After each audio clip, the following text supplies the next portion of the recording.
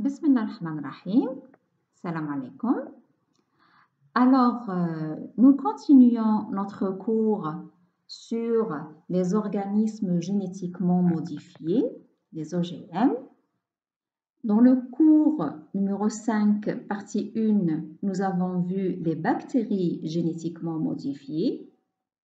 Et aujourd'hui, nous allons voir les champignons génétiquement modifiés. Dans la première partie, nous avons vu que certaines souches de bactéries sont modifiées génétiquement pour la production de protéines et d'hormones humaines. Les bactéries, en réalité, sont faciles à manipuler et leur manipulation rapide et importante offre l'opportunité de produire de grandes quantités de protéines ou d'autres produits biochimiques, dépassant de loin ce qu'on peut obtenir par les moyens classiques, tels que les donneurs humains ou à partir d'organes d'animaux. En plus, un autre avantage est la pureté des produits obtenus. La pureté de ces produits est largement significative. Cependant, les bactéries ne constituent pas toujours la solution idéale pour la production des protéines humaines. Sachant que chez l'humain, certaines protéines doivent subir ce qu'on appelle une glycosylation. Qu'est-ce que ça veut dire une glycosylation? C'est-à-dire ces protéines doivent subir une modification par des enzymes spéciaux par l'ajout de segments de sucre. Or, puisque les bactéries ne glycosylent pas les protéines qu'elles produisent, elles ne présentent pas toutefois la meilleure solution pour l'expression de certaines protéines. D'autre part, des levures transgéniques étant capables de glycosyler des protéines, leur utilisation pour la production de certaines protéines nécessitant la glycosylation s'avère plus intéressante.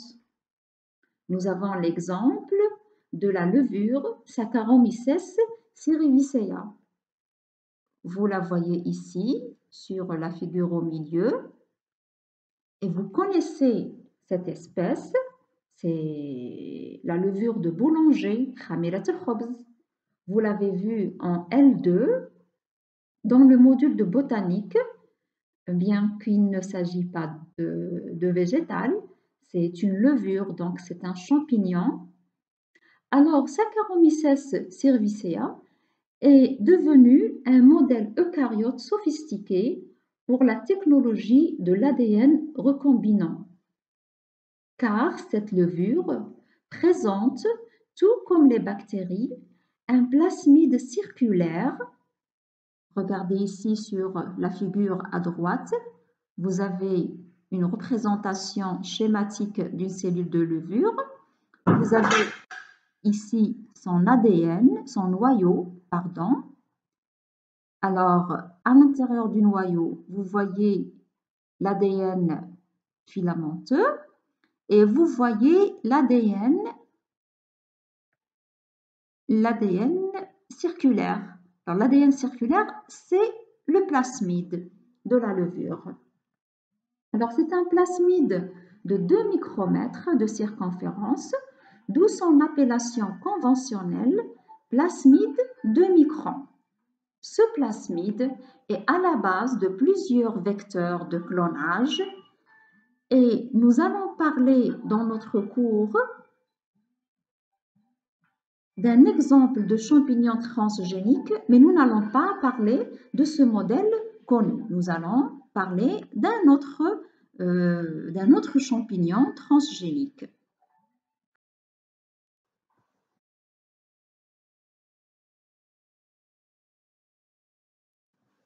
On parlera pour l'exemple de cette séance, de cette partie, d'un champignon appelé Metarhizium pingshaense. Le Metarhizium pingshaense est un champignon entomopathogène, c'est-à-dire un champignon qui parasite les insectes. Entomo, ça veut dire les insectes. Et certains autres arthropodes, jusqu'à entraîner leur mort. Et ce champignon va être utilisé par des scientifiques comme outil de lutte contre les moustiques du genre Anopheles. Les moustiques du genre Anopheles, c'est des vecteurs transmettant les parasites du genre Plasmodium à l'homme, causant ainsi le paludisme ou la malaria, appelée aussi les fièvres des marais. Vous connaissez très bien cette maladie, Humma el-Mustanqa'at. Je pense que vous avez eu ça l'année passée, soit dans le module de parasitologie, soit dans le module de zoologie. Sinon, je vous invite à faire une petite recherche personnelle pour avoir plus de détails. Mais rapidement et brièvement, je vais vous parler un peu de cette maladie. Alors, le paludisme est une maladie parasitaire due à la transmission de parasites protozoaires du genre Plasmodium, tels que Plasmodium falciparum. Regardez ici cette figure. Elle montre la présence de ce parasite dans un frottis sanguin. C'est l'espèce la plus courante, mais il y a aussi Plasmodium vivax ou Plasmodium ovale. Et ces parasites sont transmis à l'homme quand des moustiques du genre Anopheles, porteurs de parasites, piquent l'homme. Alors regardez ici sur la figure par exemple, vous avez le cycle de vie du parasite. Donc il faut toujours avoir le moustique qui porte le parasite, il pique l'homme et il introduit le parasite dans le corps de l'homme.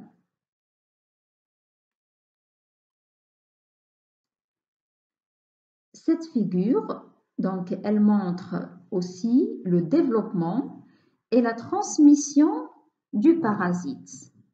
Donc, après reproduction du parasite au sein du corps de l'homme, si l'homme est piqué par un autre insecte, donc l'insecte va lui aussi être infecté par le sang infecté de l'homme. Ensuite, l'insecte va piquer une autre personne, ainsi de suite. En réalité, cette maladie, elle touche particulièrement l'Afrique. Alors l'Afrique, c'est la région la plus touchée par cette maladie, avec 90% des cas mondiaux, plus de 200 millions de cas, d'après l'OMS, l'Organisation mondiale de la santé, sont enregistrés. Cette maladie provoque de fortes fièvres et peut, dans sa forme sévère, causer la mort de la personne infectée. Elle tue chaque année près d'1 million de personnes, la plupart en Afrique subsaharienne. Les principales victimes de cette maladie sont les jeunes enfants et les femmes enceintes. En 2019, l'OMS a estimé à 229 millions le nombre de cas de paludisme dans le monde et a enregistré plus de 409 000 de décès. les enfants âgés de moins de 5 ans étant le groupe le plus vulnérable affecté par la malaria, l'OMS a enregistré en 2019 plus de 274 000 enfants décédés. Alors, des efforts colossaux sont déployés pour lutter et éradiquer le paludisme, insistant surtout sur des moyens préventifs, mais également curatifs. Ainsi, plusieurs traitements préventifs ont été développés. Un vaccin antipaludique actif contre Plasmodium falciparum est aussi utilisé, notamment en Afrique. Il a démontré une diminution significative des cas de paludisme. Toutefois, tous ces efforts ne parviennent pas encore au contrôle de la maladie. Parmi les multiples travaux menés dans la lutte antipaludique, une équipe de chercheurs a récemment développé un champignon transgénique pour tuer les moustiques vecteurs. Regardez ici un exemple du moustique du genre Anopheles. Quand il pique, ici déjà, il pique l'homme.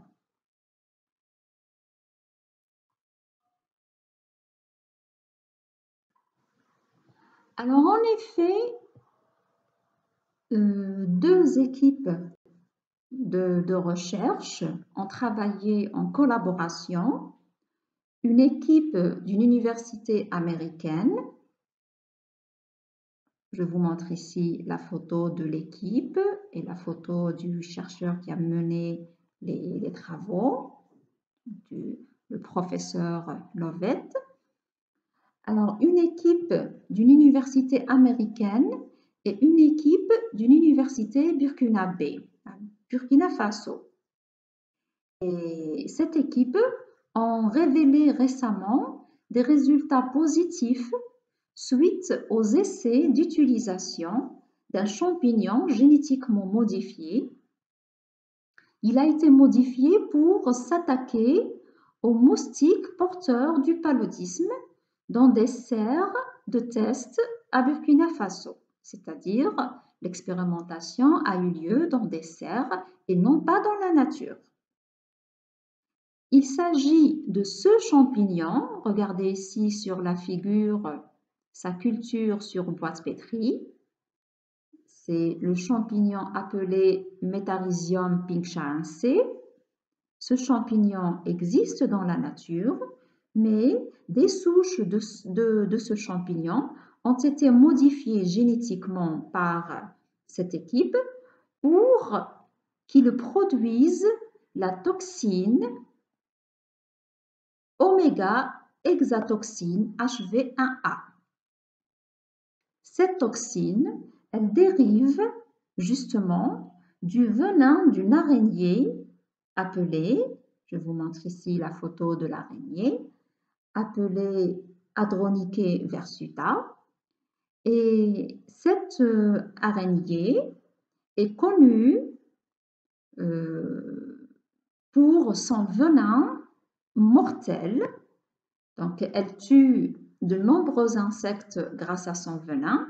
Ce venin est composé naturellement de plusieurs toxines létales, d'où l'inspiration pour rendre ce champignon capable de produire une de ces protéines toxiques.